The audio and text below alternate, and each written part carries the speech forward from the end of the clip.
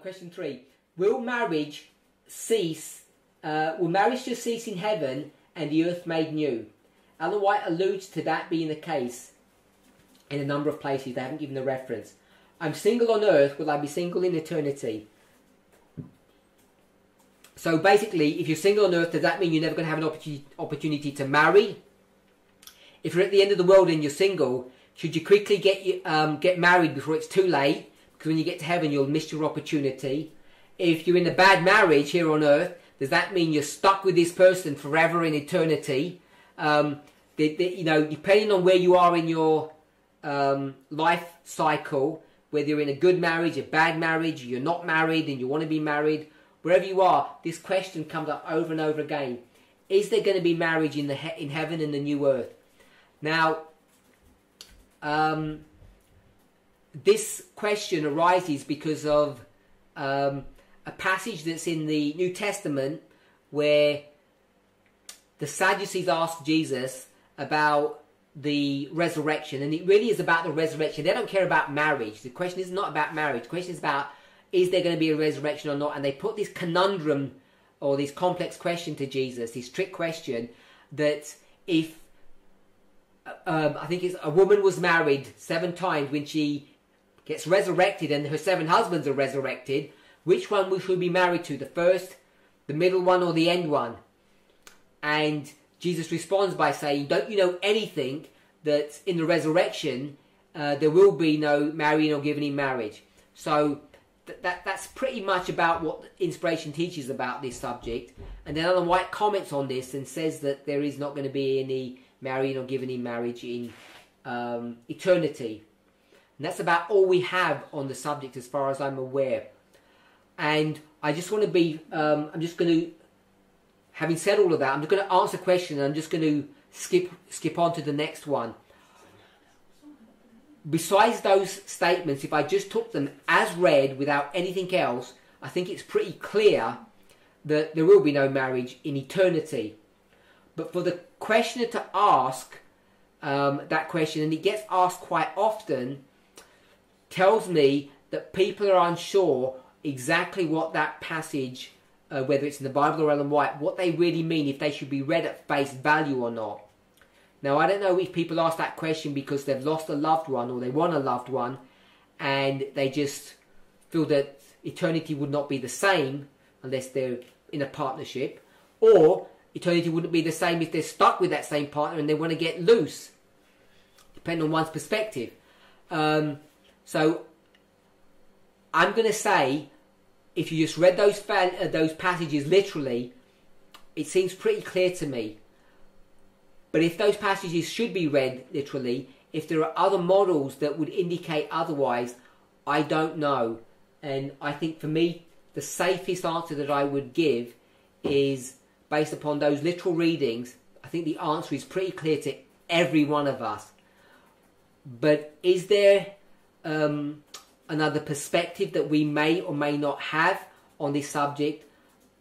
I think there may well be. There's a possibility. So I'm not trying to give hope to anybody, but I'm going to gracefully bow out of the rest of that question and say, I don't know what eternity will look like.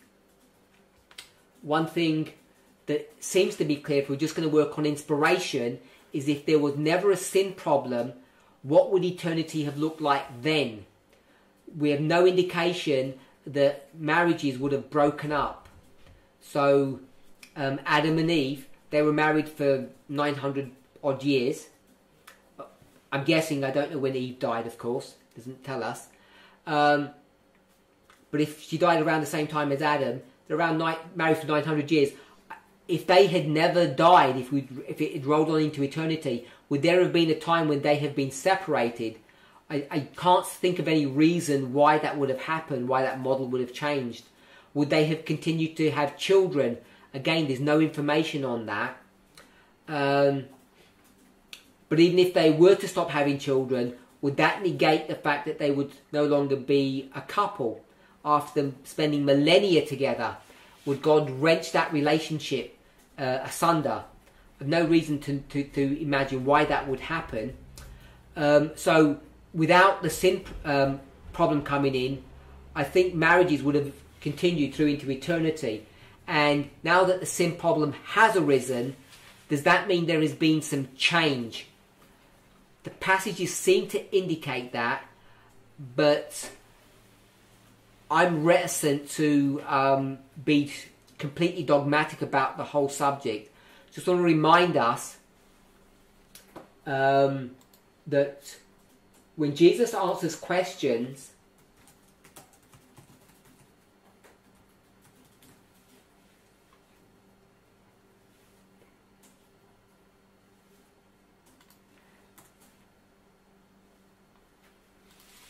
often he answers them in, how could I say it, an interesting fashion.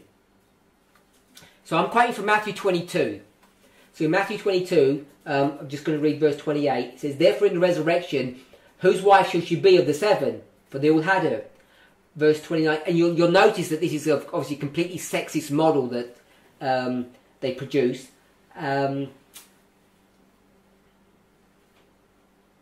Verse 29, Jesus answered and said unto them, "Ye do err, not knowing the scriptures nor the power of God. For in the resurrection they're neither married nor are given in marriage, but are as the angels of God in heaven." So that's pretty much all that Christ says.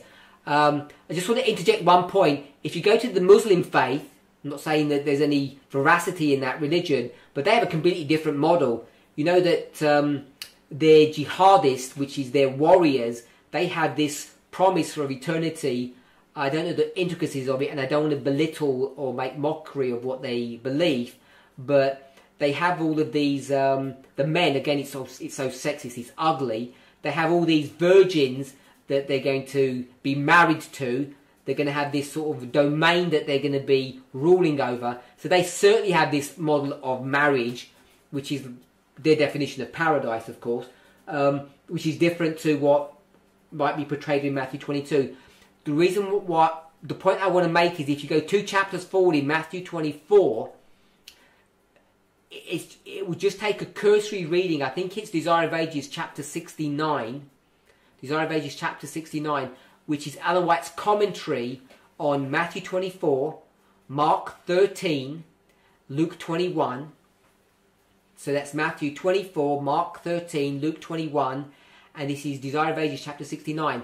Christ is going to answer the question about essentially the destruction of the temple in Jerusalem. And the reason why I want to mention that is we all know the multifaceted question that the disciples asked. What they do is they attach the destruction of the temple of Jerusalem, of Israel essentially, with the end of the world, because they cannot believe that the world can continue to exist without what? Without Jerusalem. They know that it can exist without the temple, but it can't exist without Jerusalem, because it never has. Especially in the way that Christ has described the destruction. And why do they believe that? Because if they go to the Old Testament, they have promise after promise that tells them that Mount Zion, Jerusalem, however they want to describe it, will be intact, will go through eternity. So they have scriptural proof that Jerusalem cannot be destroyed. Then when Jesus said it will be destroyed, the only inevitable conclusion that they can come to, based upon inspiration itself, is that the end of the world must have arrived. And what does Jesus do with their crazy idea? He runs with it, and he answers them according to their preconceived wrong ideas, which they got through these Old Testament models.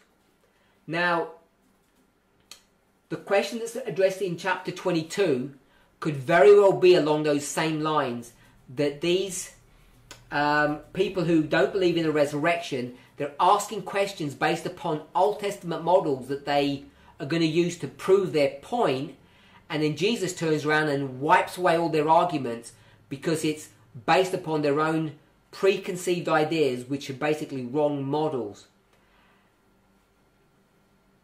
And as in Matthew 24, just because Jesus runs with their arguments, and here Jesus runs with their arguments, I'm not persuaded that this is the entirety of the situation or the entirety of the answer. So I'm just going to sort of move on from that. And I do want to add that whilst I don't want to disparage spirit of prophecy in any way whatsoever. I do want to say that when we go to spirit of prophecy, we should have learnt by now in our movement that we need to tread really carefully when we approach the spirit of prophecy. I'm just seeing if I can find the passage that I'm referring to. If I can't, I'll just paraphrase. So, let me just see if I can find it, where the best place I'm going to look for it. So this is Early Writings, chapter 8, page 18, sorry. This is Ellen White's first vision, I believe.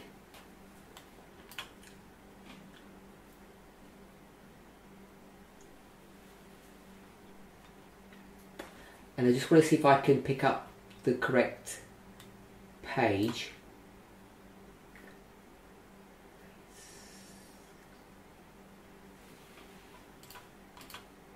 I'm just looking for the correct paragraph that I want to pick up from.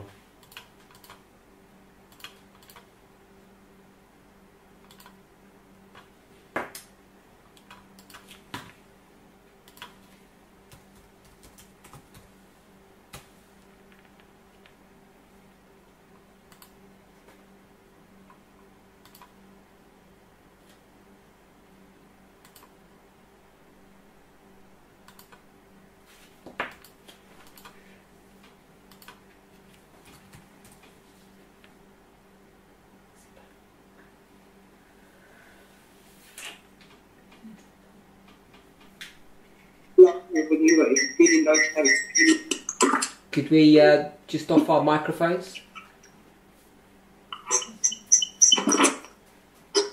Okay, I can't find the exact passage that I'm looking, the part of the passage I'm looking for. Oh yes, I can. It is page 18. So this is the vision that she sees, the New Jerusalem coming down from heaven. She says, quoting page 17, Early Writing 17.3, with Jesus at our head, we all descended from the city down to this earth on a great and mighty mountain which could not bear Jesus up, and it parted asunder, and there was a mighty plain. Then we looked up and saw the great city with 12 foundations, 12 gates, 3 on either side, and in each gate. We cried, the city, the great city is coming, it's coming down from God out of heaven. So she sees a vision of, here's the earth, and here's New Jerusalem, and it's coming down to earth. And there's this mountain that was here, and Jesus has successfully landed on earth and flattened the mountain so that the New Jerusalem can rest safely upon the earth. So when does that happen? When does New Jerusalem come down to earth? Someone can unmute and tell me the answer. When does New Jerusalem come down to earth? When God's second resurrection. world. So someone said the second resurrection, and someone said at the end of the world. Sorry? Yeah, it's just when he's about to ignite the earth on fire. Okay, so it's after the 1,000 years in heaven. Good. So the only answer I was looking for is after the 1,000 years, after the millennium. So we're after the millennium, yes. And all the people that she's going to see people and animals and things on the earth, but we'll just go with the people. She's going to see all these people on the earth. Where were these people the day before New Jerusalem had landed? Where were all those people before that? One person answer? In the grave? No. This is after the 1,000 years. This is not the second advent. On the earth. Right there. The day before. The day before Jerusalem came down. Where was everybody living? In Jerusalem. Okay, so we'll say... City. I'm going to just say in heaven. On the earth. So there were people on the earth and where there was no one in heaven.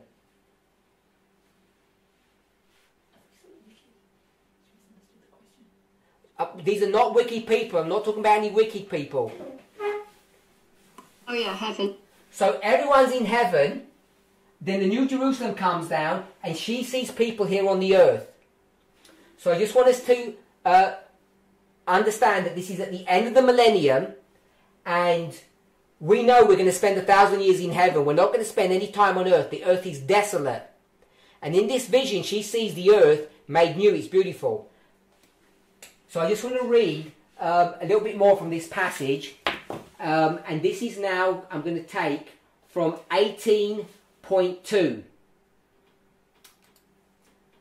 As we were travelling along, we met a company who were gazing at the glories of the place. I noticed red as a border on their garments. Their crowns were brilliant, their robes were pure white. As we greeted them, I asked Jesus who they were. He said they were martyrs that had been slain for him. With them was an innumerable company of little ones. They also had a hem of red on their garments. Mount Zion was just before us, and on the mount was a glorious temple, and about it were 7 mountains, etc. I saw the little ones climb, or if they chose, use their little wings to fly to the top of the mountains and pluck the never-fading flowers. So I just want to stop there. So we know that the time frame is after the 1,000 years. And what do we have when she describes those people? What kind of people are they that she's talking about here? She says, little ones. Can we see that? So these little ones, and I'm saying a little one is a young child. So my question is, if you have this little one here, and obviously here is an adult, are we saying for 1,000 years that child, when it was in heaven, never grew up? Did the child never grow in 1,000 years? Now the reason why that becomes an important question is because we know that when we are resurrected in our new bodies, as far as I understand, we're all going to get resurrected according to our existing stature. So if you are a baby, or we'll just say a young child, and you're 1 meter high, when you're resurrected, you'll be resurrected at that height. If you're 1.6 meters, you'll be resurrected at 1.6. And then Ellen White indicates that we will grow in stature as we mature. So the question is, what is the growth rate going to be in eternity? Will it be so slow that babies who are here at the second advent will still remain little ones after 1,000 years? Is that what is being suggested in this model? Because there are other places in inspiration, Ellen White's writings, that indicate that essentially we all grow up to, I'm not saying identical height, but we will all grow up to the stature of men and women in Christ as God originally planned, as we partake of the tree of life month by month. Adam will look at us and say, how come you people are so short when I'm so tall? Because he'll be resurrected in his original form. And as time goes on, we will all grow up. Now, I don't know at what rate humans will grow in eternity compared to the rate that we grow up currently. At the moment, it takes around, say, 22 years for a baby to get to full stature, to get full height. It's around 22 years, that kind of number, maybe 24, depending, which is not very long. So the question is, how long does it take in heaven for a baby to grow up to full stature? How long will it take someone like me to grow up to the full stature of what it means, of what God created Adam as? Is it going to take 2 decades? Is it going to take 2 years? Is it going to take 200 years? I have no reason to think that it's not going to be fairly soon.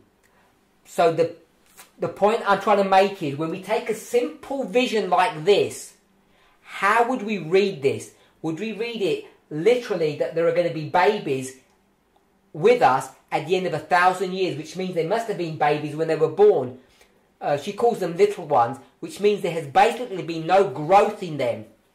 And the question is there growth just physical, or is it emotional, spiritual, intellectual as well? How do things work in eternity? if things work along the same lines as they do now, and there's no reason to think that they don't, children in eternity will still think like children do in mortality. They will still be childish. We know that principle because when we're resurrected, we know that we take all of our characters with us, our thoughts and our feelings. We're the same person, essentially. So a child who has his thoughts and feelings of a child, there's no reason to think that they're suddenly, after they're resurrected, going to start thinking like an adult in a baby's or a child's body. I'm hoping that we all see the common sense principles in all of that. So if we say that these young ones are still immature children after 1,000 years, and they've stayed children all through eternity, all through the millennia, and I'm just suggesting that I think the more you think about that, the more you'd see more and more problems in that kind of reasoning. So I only mention all of that for the following purpose. When we read about eternity, if we're not prepared to see it in some kind of parabolic or parable language, we can run into quite some difficulties. So I just want to leave the answer about do we get married in heaven or in eternity at that point, that even though we have these texts that seem black and white, Ellen White's first vision, when you start getting into the nuts and bolts or the intricacies of all of this, I think you begin to run into problems. And that's just one problem that you'll see in her first vision, that you've got babies who essentially have not matured in 1,000 years. And I don't think that's actually what's going to happen. I'm not saying I can prove that, but it doesn't seem reasonable, according to my understanding of how things operate. Because that would then indicate that if babies don't mature, would adults mature in their mentality, in their development of character, if a child can't develop in its character? And character development seems to go hand in hand with physical development. I'm hoping everybody can see some of the problems in that. Next question. Elder, somebody wants one of the questions to be clarified. Ah, okay.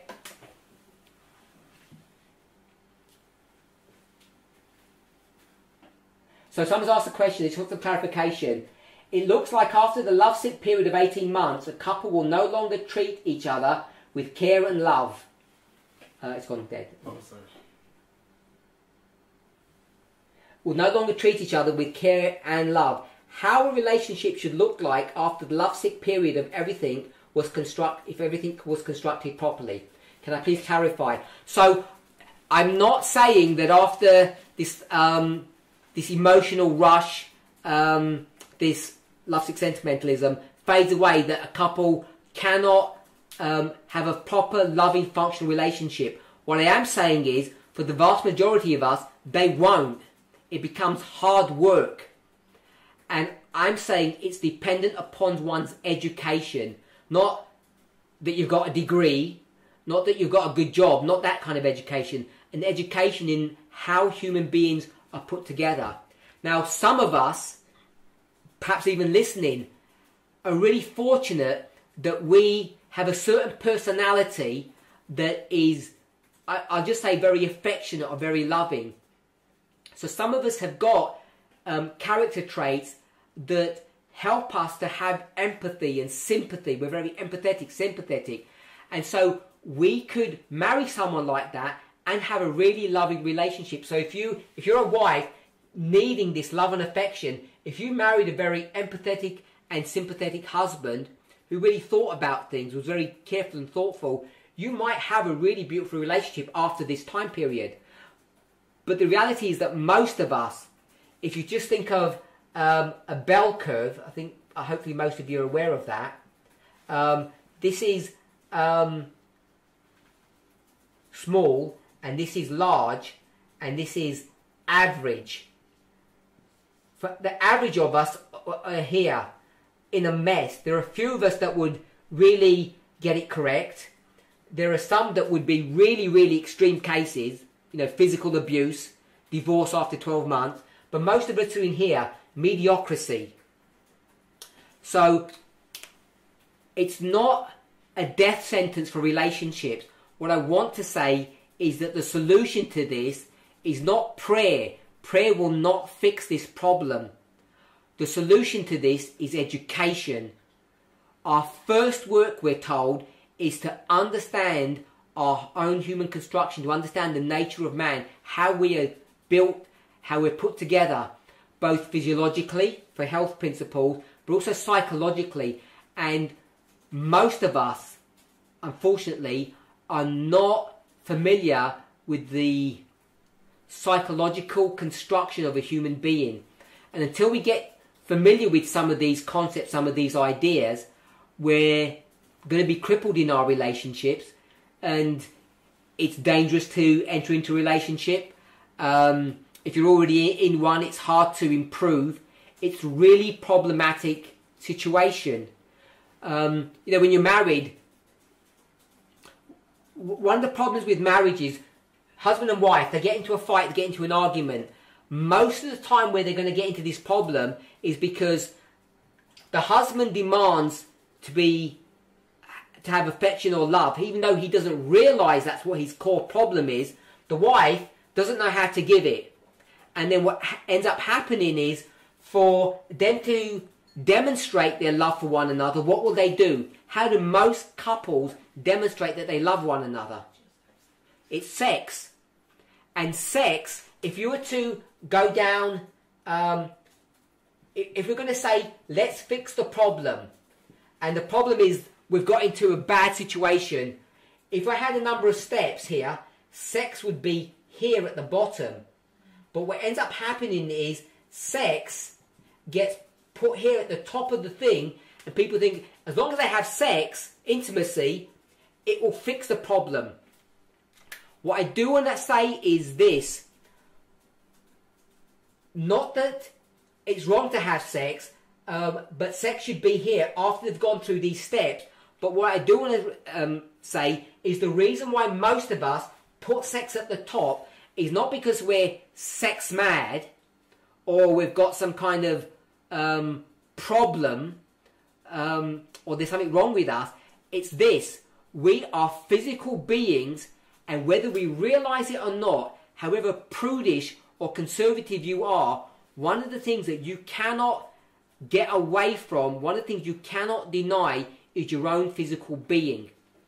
Now, I'm just going to stop there, and I'm just going to segue into something else. I'm going to come back. Back in 2017, when I did the study of the nature of man, I said this: here you are, and all you are a shell of a person. Your body is just a shell, and this is you. You're in here, and I'm just going to put you in this heart. That's you, and your body is not you. I said, chop your arm off. See that arm? That is not you. That's just some dead flesh. And most people were willing to accept that model because it's based upon inspiration. But the problem is that's not the entirety of the situation.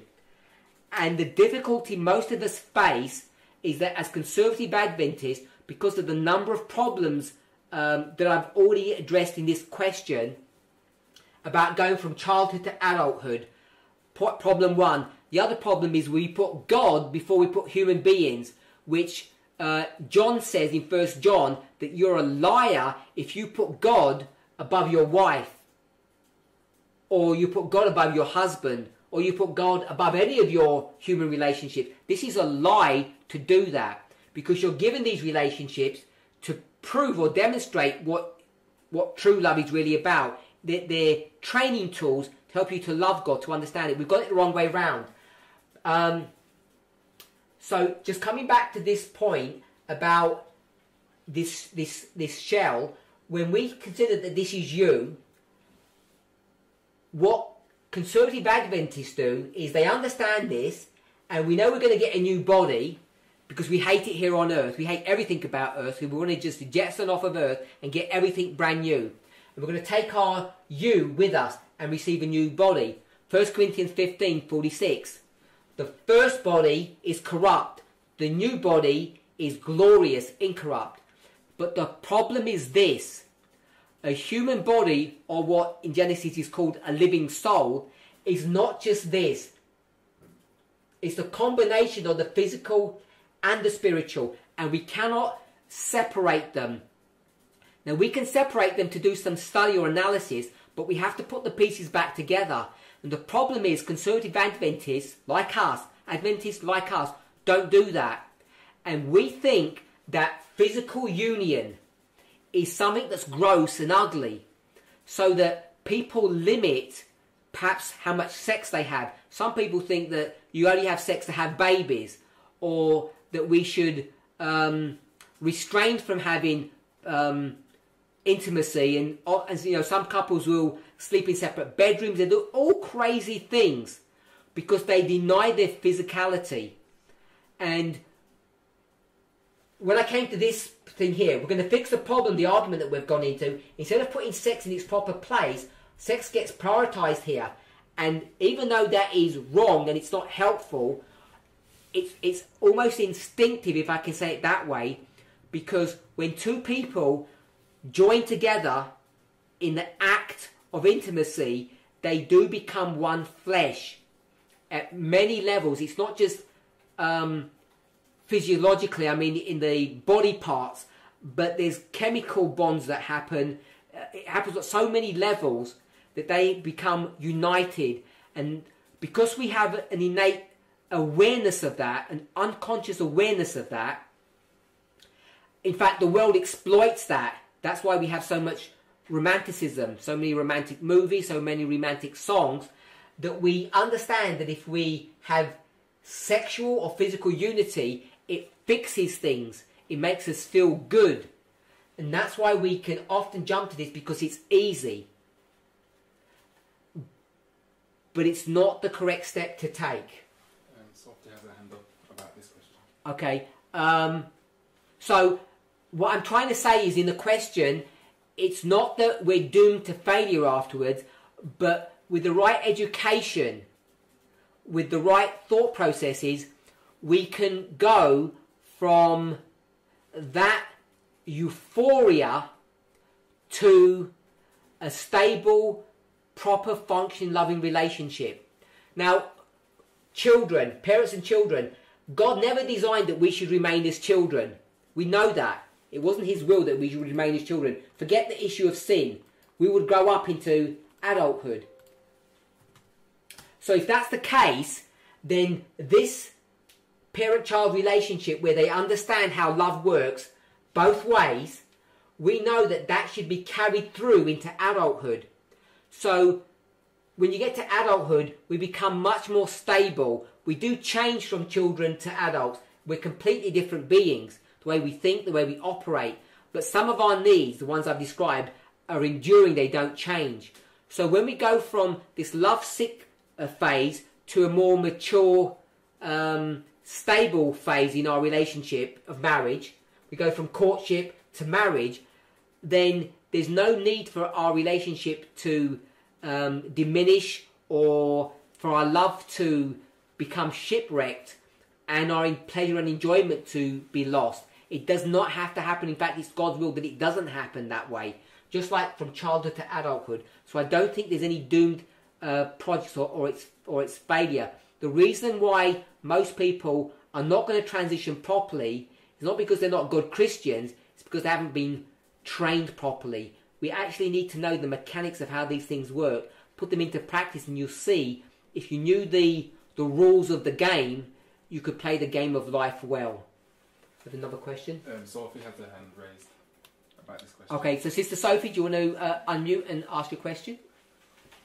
Yeah, so it was just that point that you were talking about there. So obviously, that example of intimacy, and we see it in the Bible, you know, after Adam and Eve lost their son, they came together. You see it with Leah. But that's obviously, you know, sex is for enjoyment, you know, in marriage. But what if you are in courtship now and you are having that, you know, a real moment of difficulty, there isn't that option to have sex. There isn't the option for physical intimacy. So how can couples who are in courtship or on the road to marriage then have a way to, you know, come together, or almost like a tool that they can use, you know, to help address their issues? Sure. So if you just take this model here, we can see that intimacy here is actually one of the last steps that a couple should take before, you know, fully resolving an issue. Now, of course, a couple that are courting are not one flesh, they're not married. So they can go through all of these steps, learning about one another, understanding how they're supposed to operate and function properly, but there will be limitations.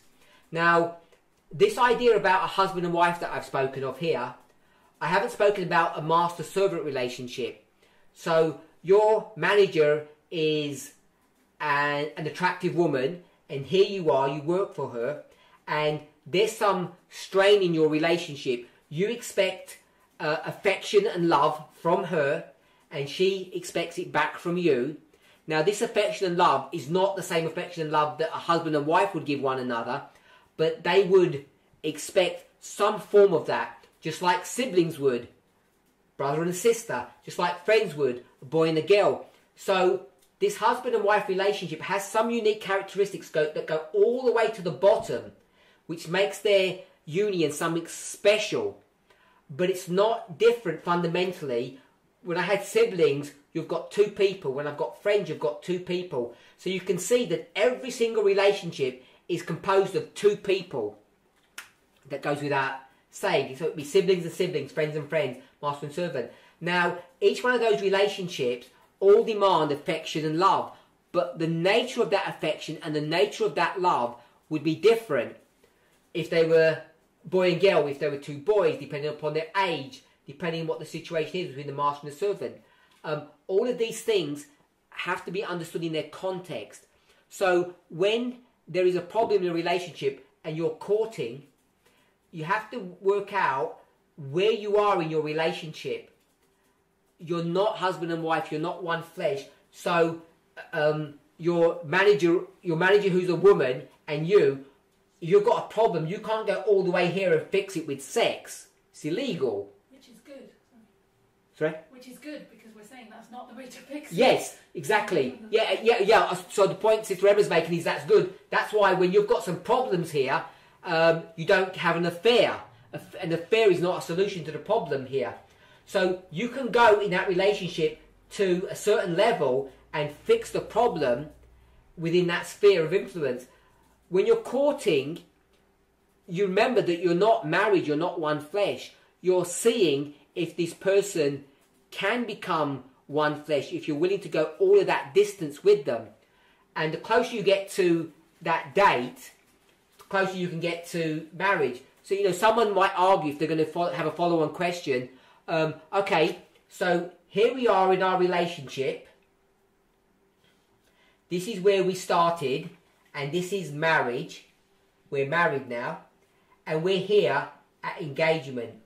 Engagement is a commitment to marriage. We're going to say, will you marry me? And the person says yes. What's wrong with them having sex here?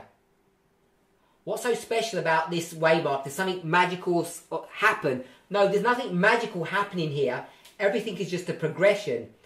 But what we're marking here, and again, this is part of our construction, is this need for external paraphernalia or external ceremonies. So what we're marking here is a point in our history that we can say we transitioned from this dispensation to this one.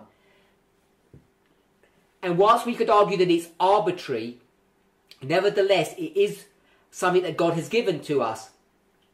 When is a person considered to be in the kingdom of heaven? At what point in their experience of life? We would say baptism. But the problem is, are you allowed to be baptized unless you're converted? No. So if you're converted, that means you're converted from the kingdom of Satan, the kingdom of slavery, to the kingdom of heaven, the kingdom of liberty. So you're already in the kingdom, but you haven't gone through the ceremony yet. So are you married to Christ here before you're baptized, which means you're converted. You're required to be with him, but you still have to go to the ceremony in order to be considered to be part of the kingdom of heaven. That's what that ceremony is there for. That's what the purpose of it is. So in the same way that we can think about marriage, there's nothing to stop you having sex here or intimacy, but just as in baptism, there's nothing to stop you being baptized here. It's just that you chose this date, and this date therefore has an impact in a person's experience with Christ. That's the date of baptism. That's the date that's considered that they're part of God's church or part of his kingdom, even though they were really spiritually in that place back here. So if I can just summarize what I'm saying to Sister Sophie's question, if you're courting, you're not married, and if you're not married, you don't have all the privileges of this bonding that two people can enter into. It's a special privilege that only husband and wife, or a couple I should say, can enter into. It's their God-given right, their privilege to do that. People who are courting can't do that, I'm afraid. Can I just clarify that? So you're saying if sex is the last thing to fix it, then there's about however many dots there before that to fix it. So shouldn't the courting couple just be doing those things too? Because you're saying a married couple shouldn't be going to that to fix it anyway. So that should be kind of like the fruit of having fixed the problem, not trying to fix it through that. That's what I'm picking up. So Sister Emma has said, so it's good too, that if you've got a problem here, the way to fix it is to go down these steps. I've only just randomly put 5 there before sex. You go through these steps, and the final cementing of all of this is this physical union that you have, sex. And if you're courting, you're required to go through all of these steps, but you have to fall short of this very last one. which is good, not practice, but if you can't do that before, people think sex is going to fix everything. I think in courtship they think it's going to be solve all the problems. It's because we can't be physically intimate that we can't really have that bonding. But really what you're saying is we should have that bonding, and that just be the icing on the cake. So they're learning a really good lesson if they can navigate conflict in courtship without sex.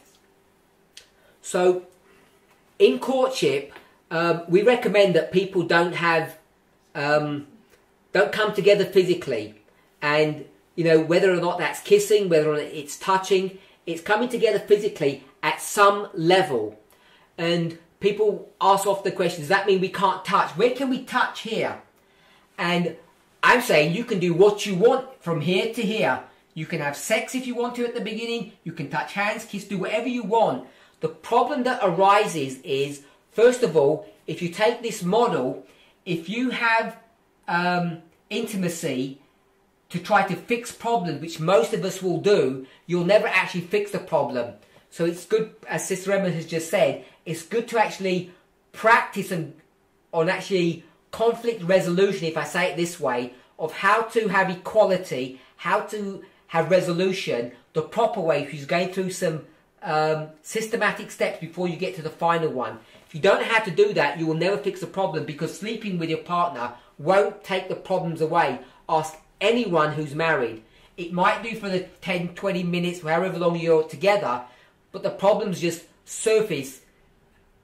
Sometimes even during the act, but definitely afterwards. They won't disappear because you haven't dealt with them. So it's good to understand how to do that. So that's one point. The problem we have in intimacy as you go through here is not just the fact that you'll never learn how to fix your problems. The other part of the problem is that when you're supposed to learn about a person, there are things that you need to learn about them, and you need to be really objective in how you approach this person. And because of the way we're constructed, particularly this issue of love-sick sentimentalism, the closer you get physically, which is why I said it's a deception to not realise our physical nature and to not appreciate the sense of touch, the sense of smell, the sense of looking. That people call it chemistry or electricity, however they talk about it, without having that awareness, that sensation, and understanding that it's inbuilt within us, it's a God-given thing that we are designed to have. If people don't realise that, we're doomed to failure. And if you enter into some kind of physical relationship here in your courtship, what it does, it bypasses inbuilt defense mechanisms that are there designed to keep you safe. So if you start holding hands at the very beginning, you begin to become desensitized. Not that holding that hands is you're gonna somehow stop loving them when you get married. It's not that. What happens is you end up not focusing on important parts of your relationship that do need to be built up, which is the I'm just going to call it the equality parts, just simplistically. How to treat one another properly, how to have conflict resolution, how to deal with difficult issues, how to learn to get to know one another. And when you don't like what you see, which you invariably won't like what you see, because you're never going to find someone who's completely perfect in the way you want perfection, how you deal with those areas. And if you start holding hands or having physical contact, you begin to become desensitized to those problem areas, and you tend to ignore them at your peril. So that's why I continue to recommend that people don't become physical as they go through this courtship process, because it becomes distracting. Now, does that mean here, a day before you're married, that you couldn't hold hands? I think questions like that become demeaning and almost insulting. So I'm not trying to be prescriptive to some kind of dogmatic rule that you can only touch hands once you get to here and don't sit next to each other until the day you marry. I think every couple has to work out their own path. But the reason why we have insisted in the past that people don't have physical union, and we would say, holding hands, having physical contact, kissing, not just talking about sex, intercourse, is because it destroys your inbuilt defense mechanisms, the ones that we speak about here, and you'll find it very difficult later on to actually fix problems. So no one asked that question. I think it may have been one of the questions that we've had, of why we tell people not to touch. So I've not softened my position and saying, yeah, you can touch somewhere down here. What I am trying to explain is why the counsel is to be really careful. There's not some law that says you can't kiss right here at the very beginning. There's not a law. And people struggle with this issue of good advice and law. But I'm saying the good advice is don't have physical contact. And if you don't want to follow the good advice, you just make your life harder. There are people amongst us perhaps who will say, well, I went through my courtship and I have a beautiful marriage and I kissed right from day one or whatever. There are people who get away with it, but the vast majority of us won't, and we're just setting ourselves up for problems when we have physical contact beforehand.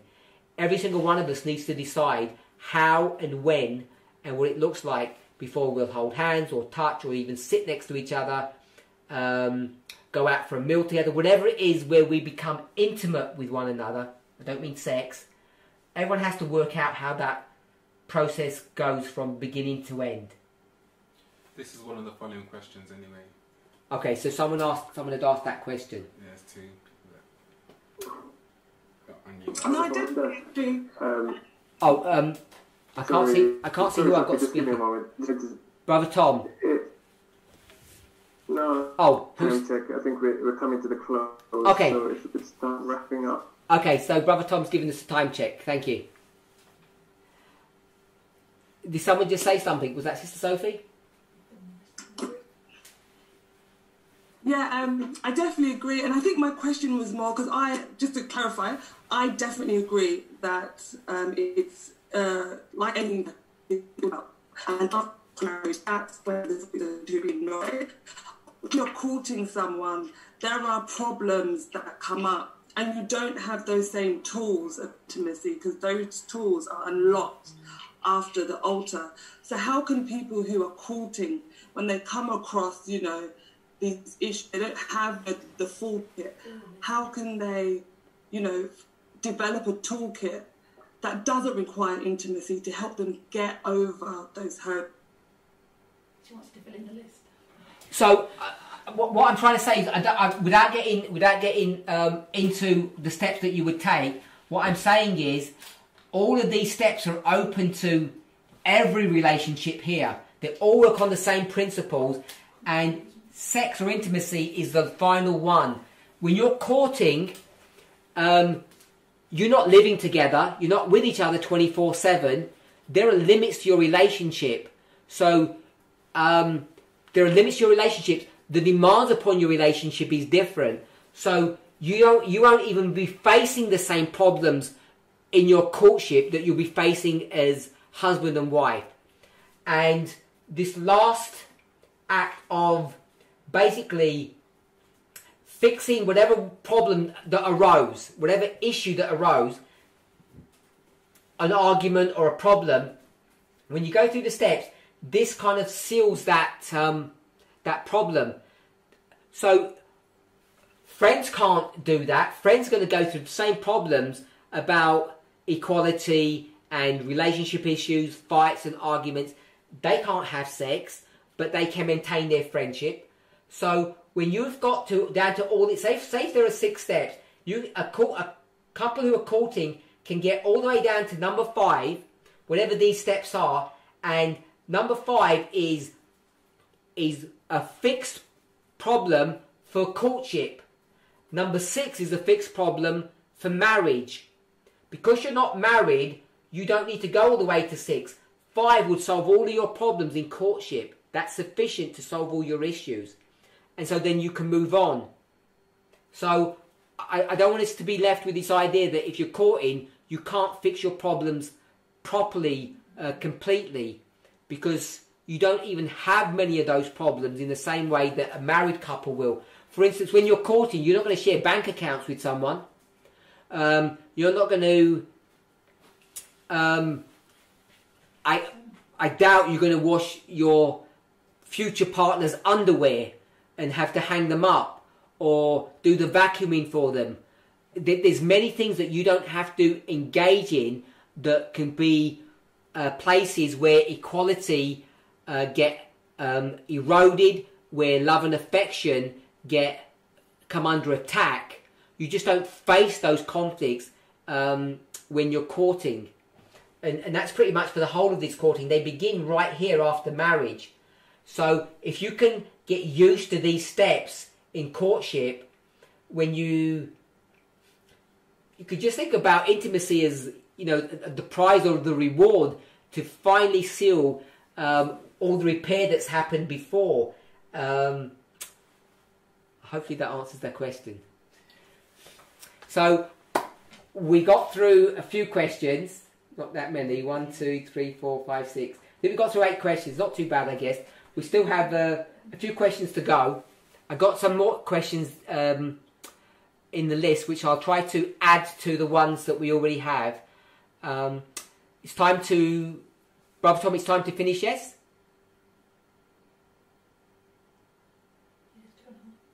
Yeah. I'm going to say yes. Yeah. We've been going for a fair time. I'm sorry it's been so long. I hope we've all enjoyed ourselves. For those of us who have joined us at strange times, it's been a real privilege and a blessing. I hope we've all learned something and enjoyed ourselves. Let's close with prayer.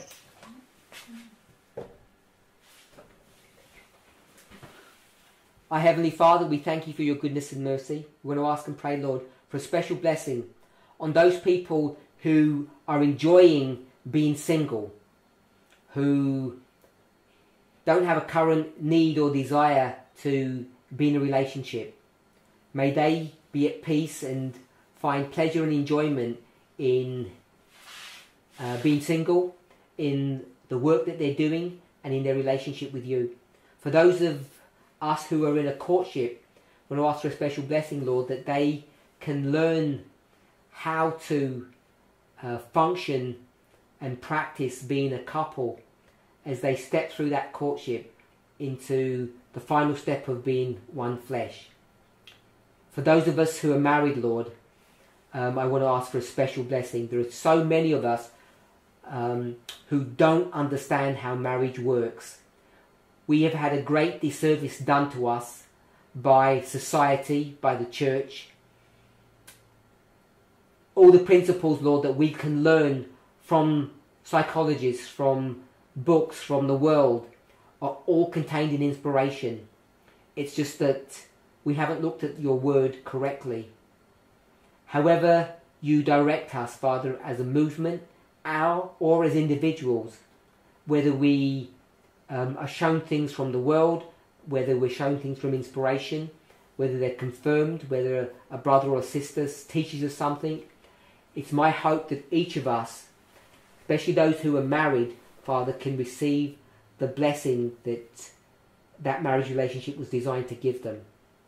I want to pray especially, Lord, for the men in this movement, the husbands in particular, those who are struggling to understand how to put into practice the subject of equality. And may each of us realise our own humanity, our own physical nature that demands affection and that demands love. Please help us, Lord, to acknowledge that for ourselves, not to feel ashamed of that, and help each of us, Lord, to learn to give that in whatever relationship that we find ourselves in, with friends, siblings, in this organisation as servants or members and leaders, but particularly in the realm of marriage. I pray all these things in Jesus' holy and precious name. Amen.